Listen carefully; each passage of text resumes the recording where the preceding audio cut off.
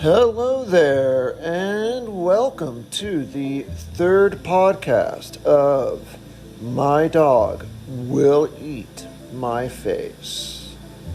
This is actually going to be part 1 of 2 of a short series as to what it is like to be dying. And in part 1, it's my plan to cover the physical stuff as well as the embarrassing stuff, and why gravity has become my new arch-nemesis.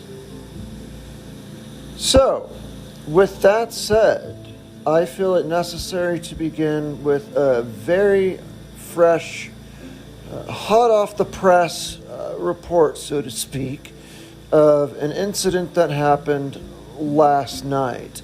Now, wait a minute. If you're listening to this a year from now, obviously that doesn't apply to you. If you're listening to this somewhere around the end of September 2021, then it's been within the last few days at least. If it's later, I don't know. I might be dead by then, and it doesn't apply. But anyway, at the time of this recording, this happened last night. So, what basically occurred is, in an ordinary night, nothing interesting, no incidents to report, nothing going on per usual. I woke up at 3 o'clock in the morning. Woo, the witching hour. So I went ahead and used the little boy's room. That's why I woke up, pretty normal. And using the restroom, went off without any issues. That's always good. You never know. But nothing happened in the bathroom. I then realized that I was thirsty. My throat was quite dry. And I get this a lot. I don't know for the life of me why this happens. Every time I sleep, I have the driest throat known to man. It seriously feels like I've been out in the Gobi Desert sucking up dust all night long or something. Or perhaps I was screaming all night at the top of my lungs and my throat had been completely shot by the time I wake up. So obviously those aren't happening.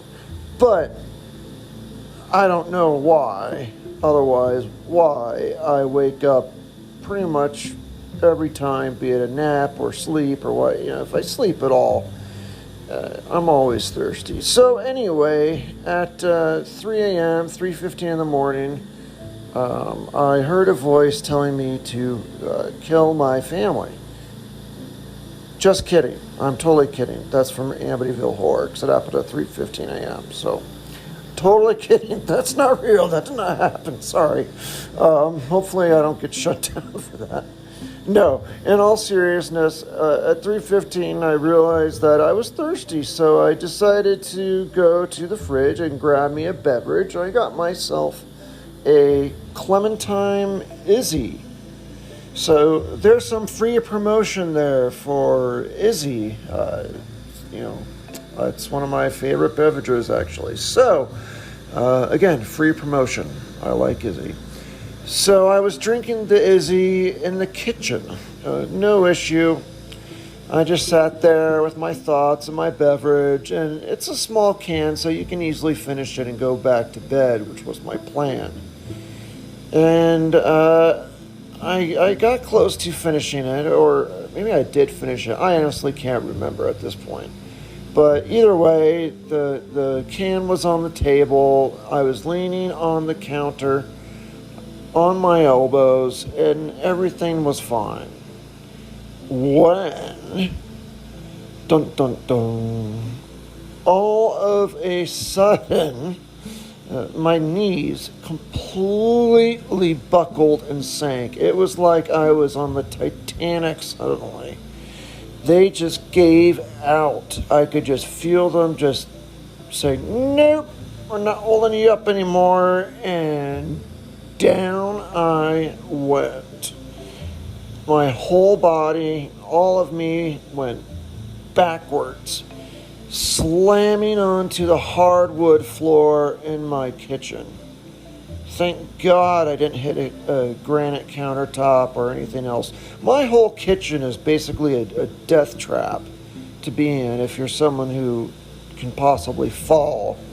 And unfortunately, I am one of those people. This story is not unique. I've honestly fallen before. And falling and hitting your head, say, on a granite countertop could be quite awful. So my kitchen is probably the worst place, one of the worst places in the world for me to fall. And yet I did, and slammed my butt, my back, and somehow my elbows and even the backside of my arms onto the floor as I went down. So there I was, down on the floor, and I said something. And I'll let the listeners guess what were my first words when I landed full force onto the floor. Keep in mind, it probably sounded like to my downstairs neighbor. I live in an apartment, so I have downstairs neighbors. It probably sounded like to my downstairs neighbor, somebody dropped a body. Well, I guess that's true. I dropped my own body. It was a loud bang and flop at 3 o'clock in the morning of my whole body full force landing on a wooden floor. Pretty hard. So I'll give you a moment. Guess what I said? What were the first words out of my mouth? Do you got it? Do you think you've guessed it? All right. Well, I'll tell you.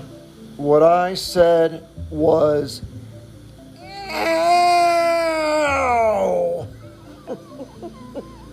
Exactly that tone and exactly that loud. So I basically was laying there in pain, which was just lovely, and slowly got myself up off the floor. I climbed up using the counter and the drawers and stuff to climb up and put myself up and standing. At this point, my knees are functioning again. I don't know. Maybe they just went on strike. Maybe my knees are Teamsters. I don't know. So at that point, I got up and I did what I have to do when I'm in home hospice. If I fall, I have to report it immediately to the hospice team. And that is actually, I've asked them why. That is actually, I believe, a Medicare requirement, they said. That if one of their patients falls for any reason, they have to report it to the feds within 24 hours. And they don't want to get in trouble with the feds. I can tell you from experience, I don't blame them.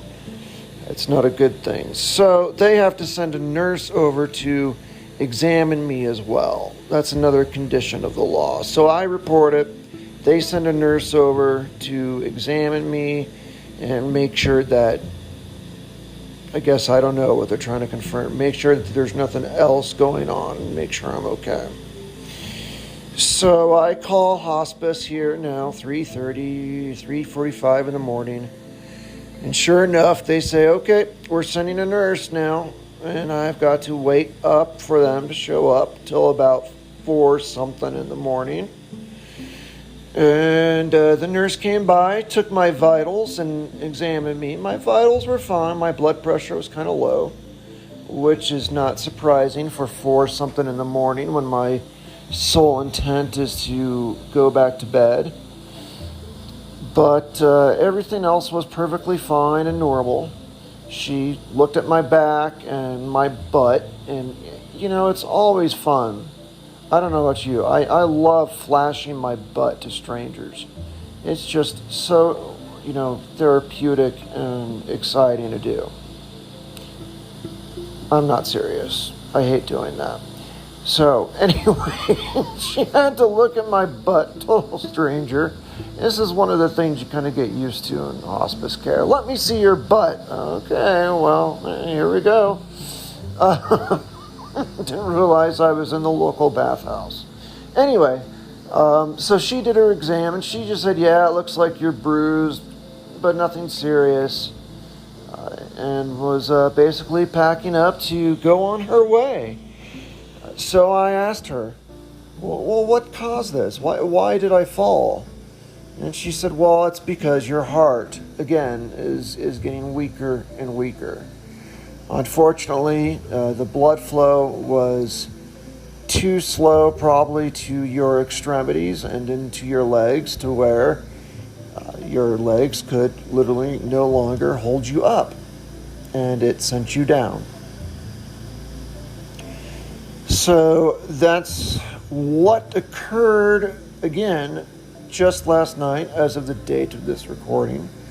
And that is my first example of, I believe, what will be many, as to why gravity has become my new arch-nemesis.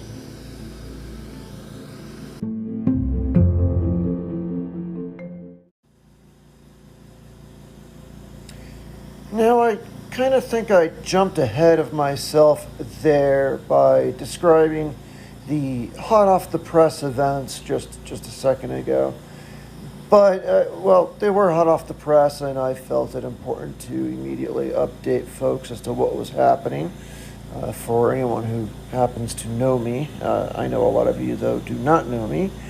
So I really should dive into really the top physical issues that affect me as I go through this experience of dying and my life so far in home hospice care.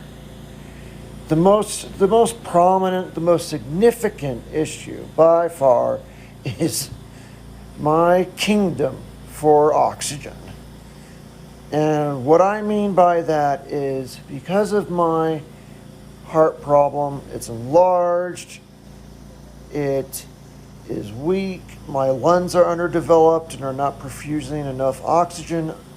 I suffer dramatically from a lack of oxygen, also known as hypoxia, basically, for those in the medical know-how. So take that word to your next cocktail party and impress your friends by saying hypoxia. Oh, this martini is so good, it made me hypoxic or something. I don't know. Maybe hypoxic is not even a right word. But never mind. Don't use that word. Anyway, the lack of oxygen really is the trigger for I think most of these other experiences that I'll describe, at least from a physical standpoint, as I go through this experience. And to elaborate on that a little bit more, basically to underscore how severe this issue is with me, I am currently on between 12 and 16 liters of oxygen on a constant 24/7 flow. Without that, my oxygen plummets to a rate that is extremely dangerous. And I say there's a range. I say it's 12 to 16 liters of additional oxygen that is basically pumped into me 24/7, because it differs a little bit when I might be at rest versus if I'm doing anything. If I'm at rest, obviously it doesn't take as much energy, my heart rate is lower, ergo my oxygen requirement drops. But if I do little things even around the house, put away groceries, clean the countertop, clean the toilet, go use the toilet, whatever it might be. It is something that requires a higher oxygen flow. Otherwise, I dip into dangerous territory. The normal human, the normal person, has an oxygen percentage in their blood of about 97%, I want to say. Some people I heard have said 100%. That sounds a little hokey. I guess some people might have that. But generally, I think the average for a human is a 97% concentration of oxygen in their blood. And that's to make sure that oxygen is delivered to all their organs correctly. They're being fed their oxygen requirements, and they're able to function like a normal human being. Now, as that oxygen level drops, it becomes more problematic. The heart rate tends to go up and up as that oxygen saturation drops, because the heart works harder to get oxygen into your body, of course, duh. So what happens with me without oxygen is pretty dire. If I were to take off my oxygen, even at rest, my oxygen level would drop to generally around 65-67%. And my at-rest heart rate would go up to at least 130, if not more. Now, if you fall into that range of the 60s, the 60% range of oxygen saturation, you are way into the dangerous category, in that you are at risk for a severe heart attack, sudden death essentially could happen to you. You can go into cardiac arrest very easily with such a severely low rate of oxygen. In addition to that, even if you don't die, every second you spend at that rate of low oxygen, you have to realize that essentially it's killing your organs throughout your body. That's the worst part of it. So even if your oxygen rate is at that level for a few seconds to a minute, you are causing damage absolutely to vital organs. And that could include your brain. You could get obviously brain damage from this very quickly. And honestly, I've seen my oxygen rate drop as low, my oxygen percentage, I should say, drop as low as about 58%, according to a pulse oximeter. Now that, I was shocked. I doubt it was fully accurate, but either way, it was probably not off by much. And to be that low, I absolutely should have been dead. There's no really logical reason as to why I was able to stay alive and read that and get my oxygen on and recover, which is what I did. I don't understand, the doctors don't understand how I've been able to live through that through multiple occasions. But the problem of it is essentially being tied now to supplemental oxygen 24/7 at such a high rate of liters. The liter rate I'm on is extremely high. It is beyond the ability of a lot of traveling abilities, a lot of traveling concentrators or tanks. Even pure oxygen tanks have a maximum flow rate of 15 liters. So if I use one of those, I have to max it out, and the tank runs out of oxygen in only 20 minutes, which is really bad, needless to say. And you might see people, puddling around. Here's a thought. Go to any small casino. Go to any mountain town casino or Indian casino, any of the small casinos. or forget it. It's probably in Vegas. You go to Vegas too. Anywhere you go, for some reason, go to a casino, and you'll see these people in a wheelchair, perhaps, on oxygen, smoking away while playing slots or something in the casino. But it's hilarious. They're looking like they're near death. They're going around on a scooter or a wheelchair. They can't walk. They're on oxygen and they're smoking and gambling.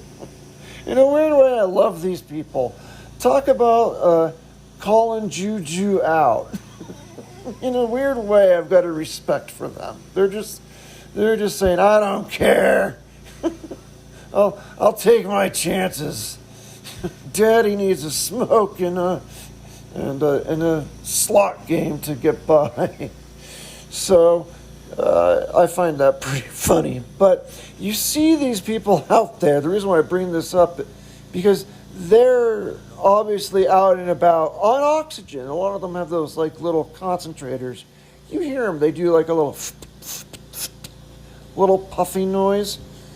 And those tend to not go much higher, based on my understanding, than maybe 3 to 5 at the most, I think, liters of flow. So that's a fair flow of oxygen. I wouldn't say it's low, but it's fair. I think a lot of people have that. If you have a flow of oxygen like that for an acute issue in the hospital, they won't release you, for example, until that gets better. That's just how it is. So it's bad enough in that sense.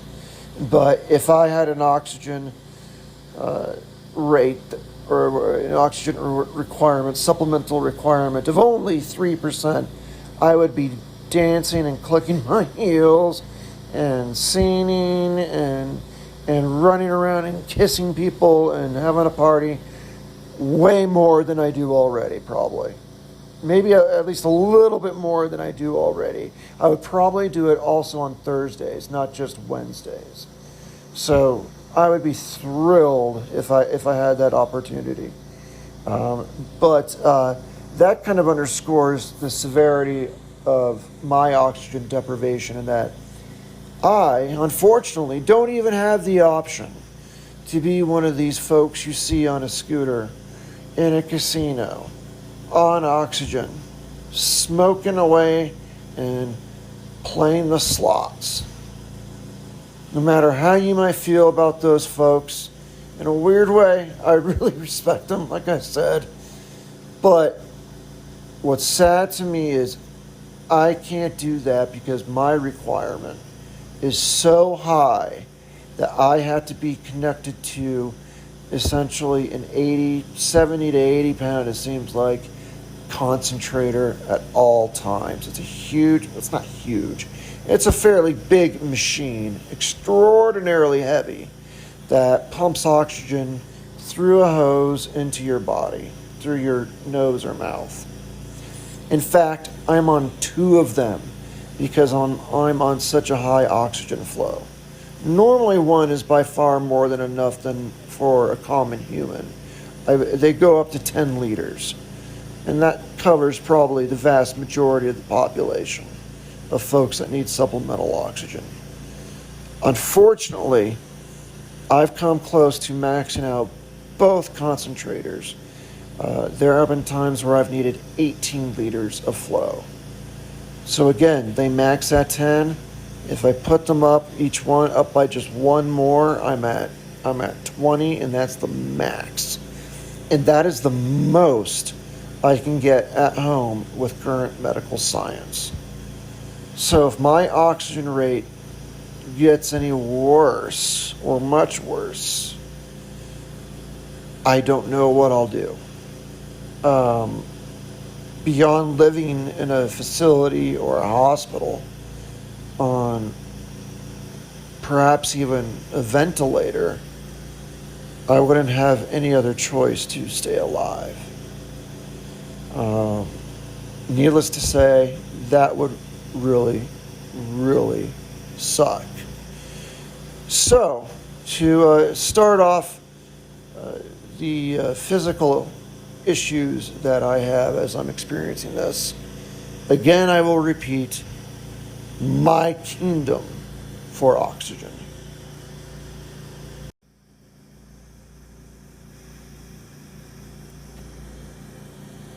So another major component of my physical ailments as I deal with essentially dying and going through this process is something I already touched on in actually the introduction, and that is basically collapsing. I need to underscore that what I described was not unique. It's happened before, and it's probably going to happen more. And yay, that rhymed. So essentially what happens is once in a while I will lose consciousness and basically just go down as I described in the introduction and faint. I usually, well actually every time except for this last time for some reason, lose complete consciousness and go down. And when it occurs, I have no warning whatsoever. It just happens. I can be doing something where I'm just sitting at my desk, where I'm walking to the bathroom, where even I'm just getting into bed, perhaps even laying in bed, to where I will suddenly lose consciousness and just go down and collapse wherever I might be standing. And that is extraordinarily dangerous for me for two reasons. The first is because this happens and or at least could happen, and I will fall wherever I may be. In fact, there was another time where I fell in the same kitchen that I described earlier. And the first time I fell was not so pretty. I did lose consciousness. One moment I was in the kitchen. I can't remember what I was doing. But whatever. I was doing something. And next thing I know, I'm on the ground in a pool of my own blood several minutes later. Now, me, having the appropriate priorities for taking care of myself and reacting accordingly to such a major injury, especially one like this, where my head was actually bleeding profusely. That's where the blood was coming from. So clearly I had a head injury, probably because I hit it on the granite countertop as I went down. So with such a major injury, the very first thing I did was clean up the blood in the kitchen before it stained. So that was my first priority, was to clean things up. I held the cleanliness of my apartment above my own personal well-being. All I did was wrap a towel or something around my head and said that will do for now. And diligently cleaned up the puddle, and all the blood splattered all over from it, and it took a while. There was a lot of blood. So I vigorously cleaned that up. And then I did the next smartest thing. I went to bed, which is, I think I've heard, the worst thing you can do when somebody faints, because that is easily a way to make sure they will never again wake up. You have to keep them awake oftentimes once they faint, because there's a chance they can fall into a coma or something if they go to sleep after that. So me, as brilliant as I am, first cleaned the kitchen, then went to bed. Those were my priorities. With the towel just wrapped around my head. That's all I did to help the bleeding. I then woke up several hours later, obviously. Towel was still around my head, but my bed was completely soaked in blood now. So the head was clearly still bleeding. It was still a major issue. And finally, at that point, I said, okay, I better go to the hospital. So it took that for me to get off my butt and realize that this was a major injury and I need medical attention. So I went to the hospital and they looked at it and they confirmed I basically cracked my skull open. I've got a fissure along my skull on my right side that you can still feel to this day. It's not obviously broken. It's basically a long lump. It feels like a healed broken bone with scar tissue or whatever all over it. It feels like a healed wound. A heavy wound that's healing. And so it's a big, long lump along the side of my head. You can feel it to this day. So I definitely cracked my head, and I definitely did brain damage, is what they said. I definitely had a major concussion and definitely caused some brain damage when I smacked my head that hard on the granite countertop. So that's just the first severe risk of fainting, which again is unfortunately a regular occurrence with this disease and with this dying process. And that's not the most severe risk, believe it or not. The more severe risk is that when I do faint and essentially go to sleep, I never ever wake up again. I essentially either go into a coma or die. And, when that happens, that's that. And it could happen anywhere, at any time, with no warning. And that's really the scary part about it, because these fainting spells, when they happen, there's no warning, at least in my cases.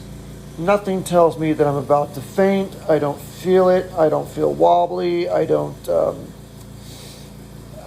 nothing. I don't have any indicia whatsoever to tell me I'm about to go down until I go down. And so, with that said, this could happen while I'm sitting in my chair, while I'm just walking to the bathroom, while I'm sitting on the toilet. I could pull an Elvis. In the bed. I could have this happen while I'm sleeping, where essentially a fainting spell hits, and that's it. And the reason why is a lot of people don't realize this, and this is something you can actually take to a cocktail party and tell your friends, because this is actually interesting. But when you do faint, a lot of people don't know this. Your heart actually stops beating briefly. Your heart actually stops just for a brief moment, but that's what causes you to lose consciousness. You're not getting blood flow to the brain anymore. You lose consciousness and you go down. So that's what fainting is. You briefly have your heart stop, which is kind of scary, but generally it's harmless. The heart restarts, and nothing else major happens. Again, unless you hit your head on something or whatever, which could happen, frankly, to anyone who faints. But that's a fun fact. It's basically your heart stopping. So with my condition, there is a much higher risk, a substantial risk actually, that my heart will not restart after I faint. So that my heart will stop beating, probably because of lack of oxygen, weakness, anything like that could cause it to stop. It could even happen while I'm sleeping. And that's it. My heart stops and doesn't restart, and that's basically the end of the show. And it can happen anytime, any moment, any night, doesn't matter what I'm doing, and it'll have no warning. That is the scariest part about this issue that I deal with. Pretty much in fear daily. It doesn't happen daily, thank God, but it's happened enough times to make it quite scary. And that's why I say if it happens in my sleep and my dog is there sleeping with me, I'll perform my last really cool magic trick for my dog. I'll suddenly turn into a rotting ham sandwich in the middle of the bed. And my dog will go, "Wow, my daddy turned himself into a ham sandwich." And we'll dive in and take a bite. And now you know the origin of the name of this podcast, if you didn't know it already. So, there you go. That's my fear. And that is another major issue that I have to deal with as I go through this dying process.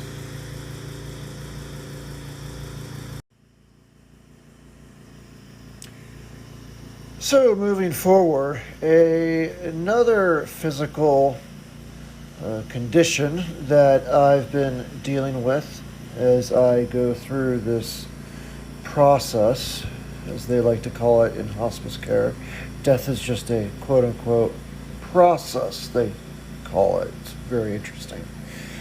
Anyway, another fun feature that I've experienced, and this is of course due to the lack of oxygen, which I'll get into more of, but it is water retention, and essentially just awful bloating. And bloating is a serious problem, and water retention is a serious problem. And I will bet maybe not every, but a lot of middle-aged women listening to this saying that bloating is a serious problem are saying, "Yay, you go, girl." Sorry, I promise to never try to do a high voice again. Anyway, so bloating, water retention. What happens is the heart is so weak is that it can't effectively pump the fluids throughout the rest of my body. And that being said, my body, instead of pushing fluid that I ingest, no matter what it might be, not just water, iced tea, juice, milk, liquor, whatever it is, it tends to not make it through the kidneys and the liver and exit the body, but rather it gets retained in the actual tissues of the body. And that causes a lot of swelling and bloating. The worst place where it can happen in my case is in my stomach. So it looks like I'm basically a complete fatty, an enormous belly. No, it actually looks like I'm probably 6 months pregnant now at this point. Whereas before the water retention, I was a pretty wafy, thin little guy. I think everyone said that, they could easily break my neck like a chicken, so to speak. I was such a little guy. And now I weigh more than I ever have in my entire life. And no, it's not because I'm going to the buffet and eating everything at the Applebee's or something awful like that. No, it's water retention. It's bloating, and it tends to be retained in the stomach, in the legs, in the feet, and in the ankles. At least in my case. Although with this issue, it could technically be stored and retained anywhere in the body, the face, the head, and actually I do get some retention in the face. I have noticed that. I do get some water retention there. But it could really appear anywhere. In my case, the worst places are the stomach and the feet and ankles. That's by far the worst, the water retention. Another fun word for it that causes is edema. I'm sure many people have heard that word before. And edema is just the swelling of tissues in the body because of fluid retention that cannot make it through the liver and then the kidneys to be passed along. And that's because the heart is, at least in my case, the heart is so weak, it is incapable of beating effectively to push that fluid that you have swallowed or ingested through your system and out through your kidneys and into the toilet where it should go. And instead it stays in various spots anywhere within the body. It is controlled somewhat. They try to control it with medication. They basically give you diuretics that try to make you pee constantly to get the water out of your body. At this time, I'm on what my doctor described as an elephant load of diuretics. They couldn't possibly prescribe any more, they said. I'm on the highest possible dose a human could possibly handle, just to get the fluid out of my body. And even with that, unfortunately, like I said, I know way more than I ever have before. Just since I've joined hospice, I have gained 40 pounds of water weight. It is truly disgusting. It is truly embarrassing. People look at it and, there might be parts of my body that are completely thin. And then there's other parts where, such as my belly, it looks like I'm 6 months pregnant. And it's just super embarrassing. Now, then too, if my feet swell up, which is another common problem, it can get so bad to where I can't possibly put on shoes. So what do I do? What do I do if I have to walk my dog? There have been times where I literally had to go out just in socks or barefoot. And people looked at me like I was crazy. But my feet were so swollen, I could not possibly even put them in the shoe. I'm not saying I couldn't tie the shoe, I couldn't seal it or make it tight enough for me or whatever it might be. I couldn't even put my foot inside the shoe itself. It was so badly swollen. That's happened a number of times, many times in my case with this edema. And so that is a really serious experience that I've had, and that's probably half the battle I have with heart failure is water retention. Anyone with heart failure will tell you the same thing. It's the water retention, the bloating, the edema essentially that makes life very difficult for a lot of people. In fact, another place where edemic fluid likes to hang out is inside your lungs. So it also causes a really fun cough that will suddenly hit. You could be standing there, and the next thing you know, you've got a bunch of fluid in your lungs you've got to bring up. And it's not bronchitis, it's not pneumonia, it's not COVID-19. A lot of people immediately think that and freak out if you cough in public. God help you. But in my case, it's edemic fluid. It's just fluid from my body that my heart could not pump out of my system. And if I'm not fully compliant with my diuretic medication, that is to make me pee out fluid, I feel it immediately. It immediately hits me, especially in the lungs where I notice it most, because suddenly I'm gurgling in my lungs, I'm coughing up fluid, can't breathe, even more so I can't breathe, that is. And I'm bringing up edemic fluid out of my lungs. Sorry, my voice is still hoarse now from being so high. Again, I apologize for that. Anyway, that is another problem that I experience is this edema and bloating. Another way to treat it, so to speak, or a way to handle it is actually massage, believe it or not. Especially really with respect to the feet. My feet, when they get swollen, it looks like I have elephantitis, to be blunt. So this is some of the embarrassing stuff with this process. the feet essentially swell up on the top of the foot with a big dome. Looks totally unnatural. It's so bizarre. It looks like a normal human foot, except the very top of it, where you normally would maybe see your, a little bit of your bones, and it's normally a hard surface like, normal foot. Instead, it's like this big, protruding dome, squishy dome on the top of your foot that is just, it could be enormous. And all what's in there is fluid that you're retaining.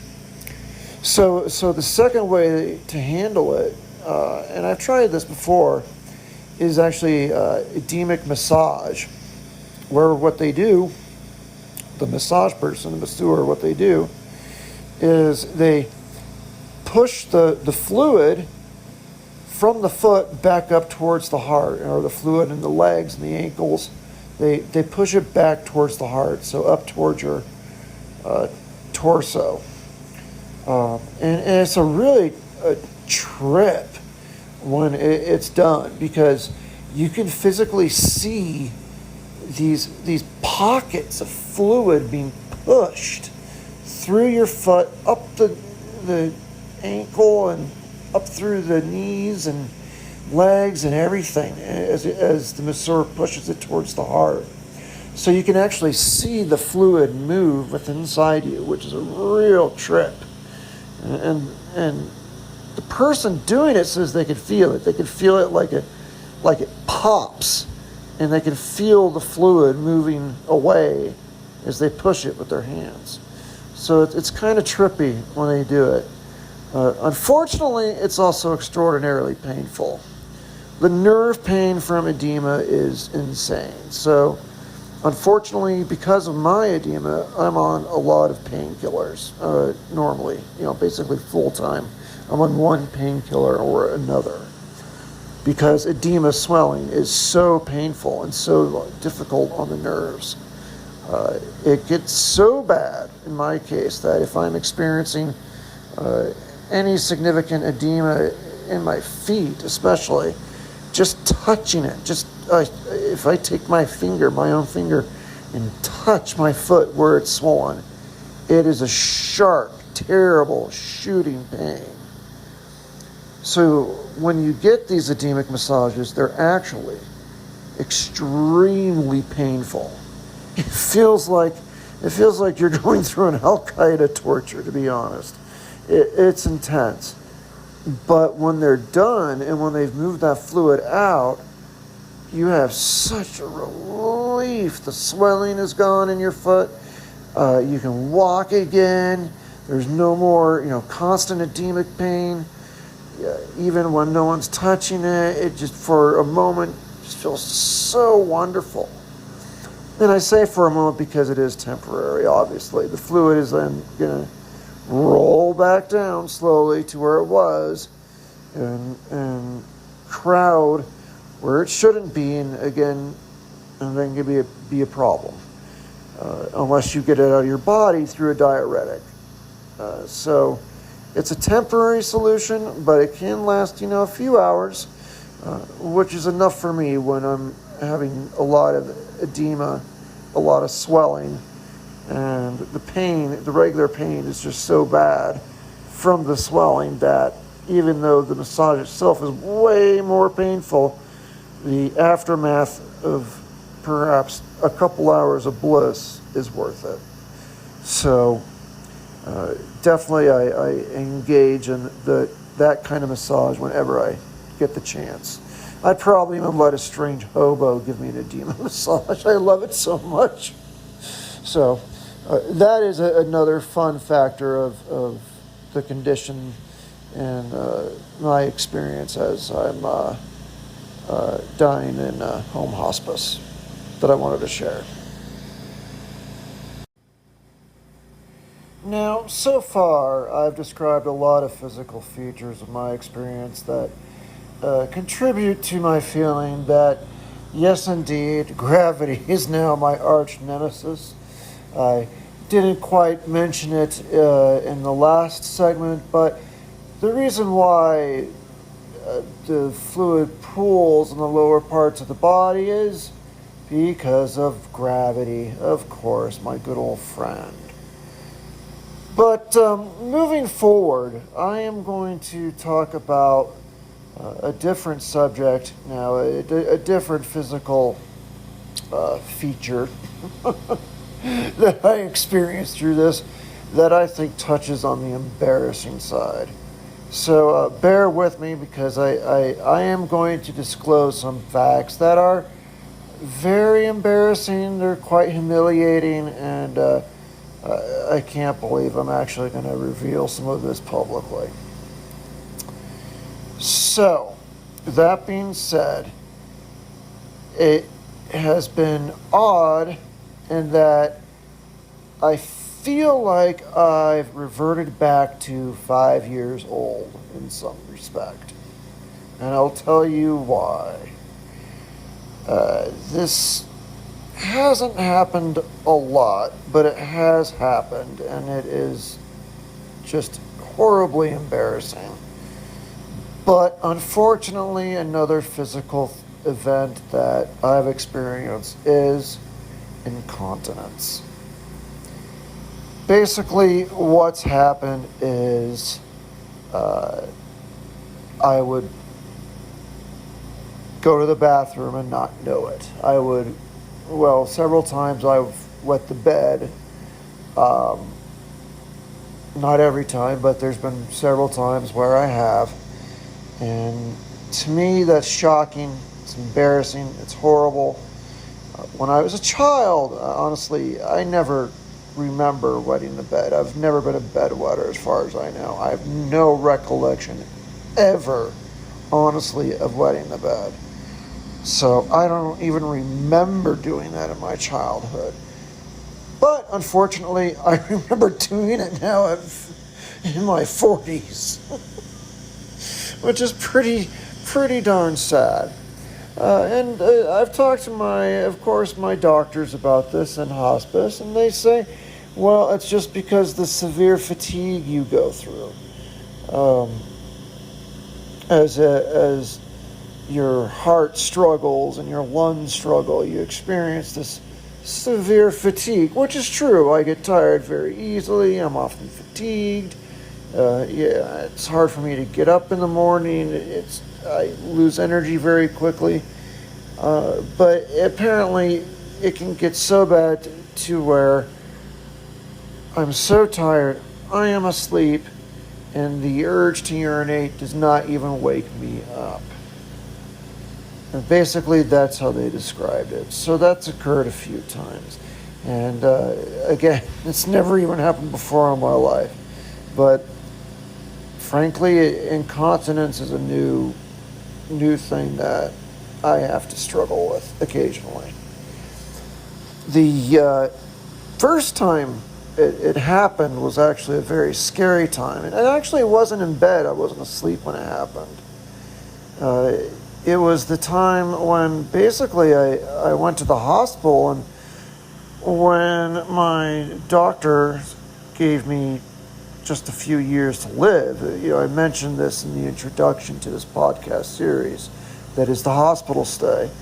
I didn't say what brought me there, and what brought me there was actually an event that included my very first incontinence experience.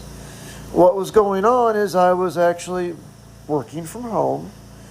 It was a normal day. It was a Friday. I was just going through my job on my laptop.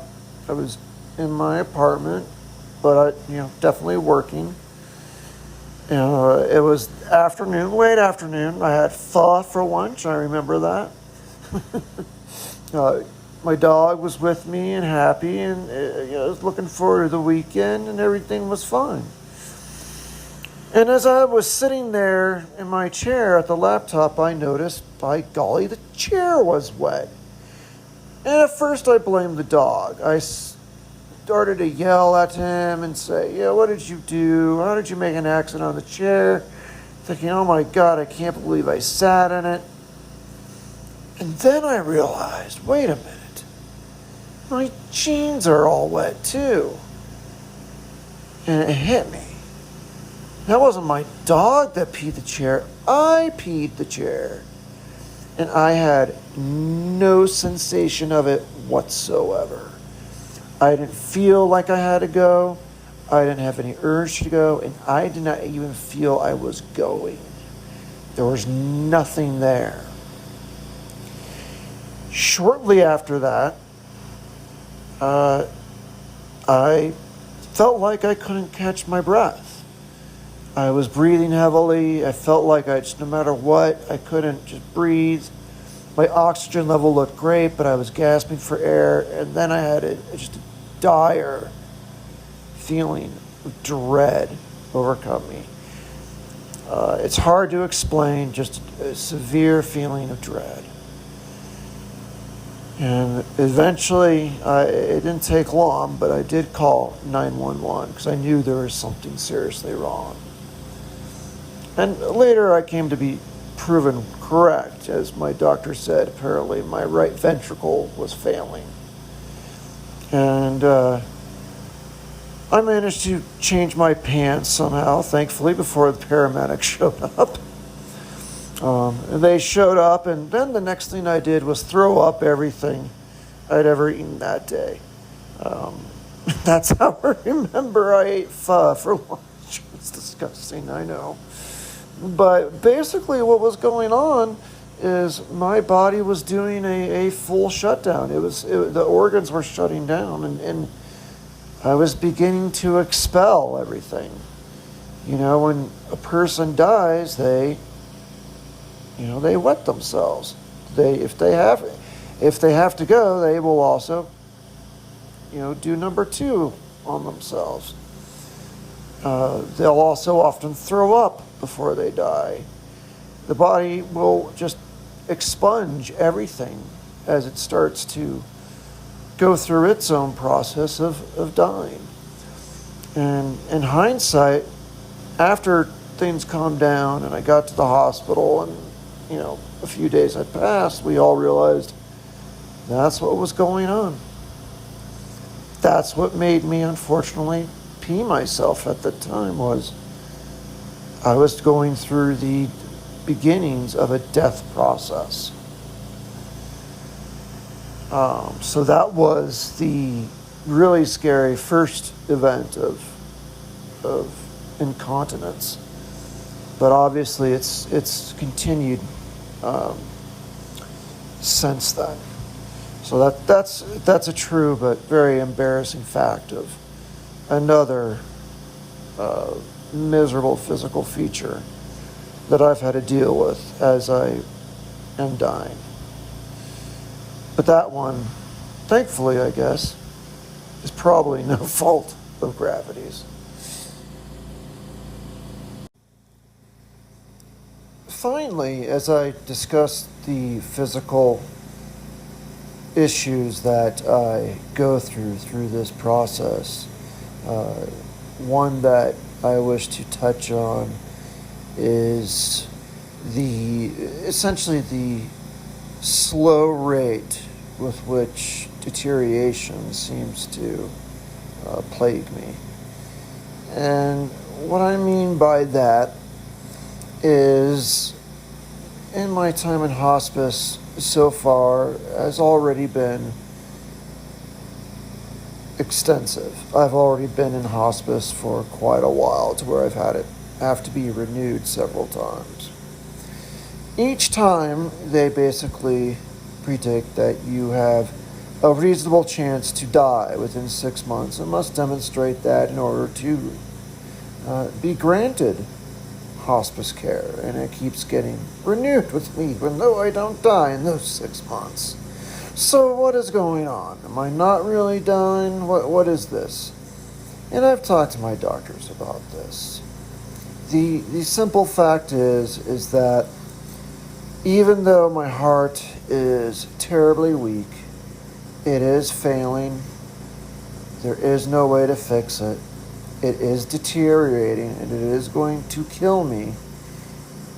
It's happening to someone who is in their lower 40s in age and is otherwise pretty healthy, and at least when the condition began to deteriorate, was pretty decently fit and active.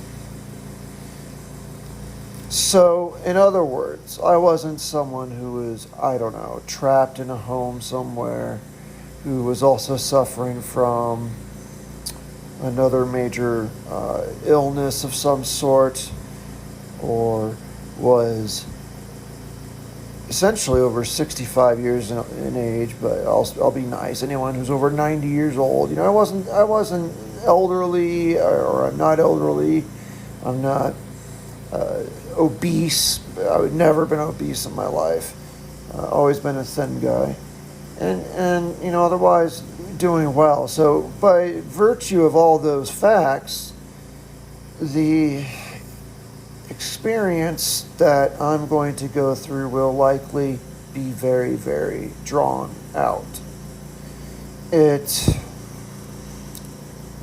will probably be a long decline that I will have to go through, where certainly some days are indeed better than others. I'm certain that some weeks will be better than others, and if you were to graph it, there will be many upswings in how I feel. But if you were to fall back and look at the full scope of my time in hospice and the deterioration, you will see a very long but very steady and certain decline, bringing me to death. And I say this because even though it sounds wonderful to know that, hey, you got extra time, you're going to take a long while to finally kick the bucket, likely. So far you're hanging in there, you're being strong, way to go, you're, rah, rah, rah. That's all fine and dandy, but also from my perspective, there are many times when I'm dealing with these physical issues, and I can't help but think, oh, for crying out loud, get it over with already. And if I'm dying, why can't I just go? What is this? And it's at times where I'm very frustrated and despondent even, perhaps, especially with these physical issues. But it is what it is. Frankly, I'm just going to take a while to deteriorate. It's not going to be an overnight thing. It has not been an overnight thing. It's going and has been long and drawn out, but certain in its decline, and probably just as certain in the final outcome.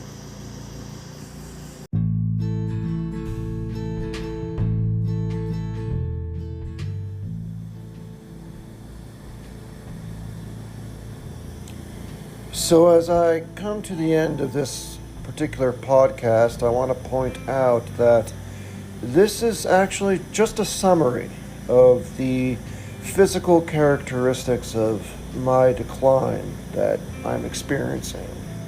I am quite certain I've left some things out, such as the neuropathy of my toes. That's one example. But I'm sure there are many other that I've left out, but I feel that this is, if nothing else, a good overview of what the more prominent physical issues are in my experience as I decline in my health. Many listeners may see this episode as just a whining session, and I apologize to those, but look at it this way. It's really not. I'm constantly reminded of those in history who, too, had a lousy deck before them. One such individual, one person who certainly knew what it was like to have a lousy day was Winston Churchill. And believe it or not, I often repeat to myself some of his phrases and quotes from his many speeches from World War II, and sometimes even from his position in the Admiralty in World War I, when Britain was fighting in certainly what he called their darkest hour. He would say quite often, "Never worry, never flinch, and never despair." That is something I take to heart and repeat to myself on the regular. So rather than focusing on my physical losses, I don't dwell on them per se. I don't sit at home and sob and worry about what comes next. I guess I do worry to some extent, but it's not paralyzing, certainly. I move forward, sometimes as if nothing is wrong. Now, truth being told, when I do that, I am often reminded harshly that is not the case, that there is something wrong, and I get stopped in my petty human mortal tracks. Nonetheless, I get back up and face what is coming next. Even though it's that rough beast, its hour come at last, is slouching towards Bethlehem to be born. Sorry for the dark Yeats reference there. I promise that's the darkest I'm going to get in this podcast here at the end. But anyway, why do I move forward? Why must I move forward despite these physical debacles? The short answer is I simply have no choice. What else a man to do? Again, I could lay in bed all day. I could be solemn. I could pout. I could whine. I could cry. Lord knows I have done all those things. It's not uncommon for those things to occur for someone in this position, but it does not have mastery over my day-to-day life, and I think that's a good thing. What has mastery over me is my struggle and my drive to still live my life despite all these things that are tearing me down physically. And this leads actually to part 2 of this 2-part series, which will be coming up. In the second part, I plan to discuss the psychological and emotional challenges. So specifically, stay tuned for that. I think the challenges that are emotional and psychological often prove more difficult than the actual physical loss. So that might be quite the interesting second part of this series for listeners to tune into.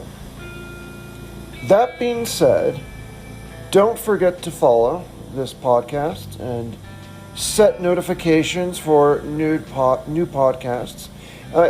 I know it can be annoying to get push notifications to your phone, but this is hopefully just a weekly podcast or somewhere there around. So I promise not to inundate listeners with new episode until you defenestrate your phone. I don't want that to happen to anyone.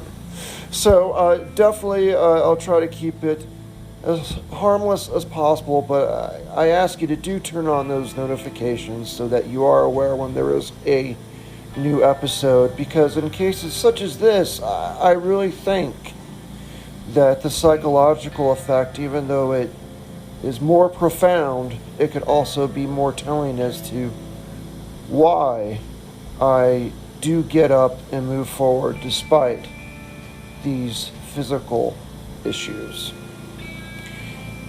And never forget, as I close out, never worry, never flinch, never despair.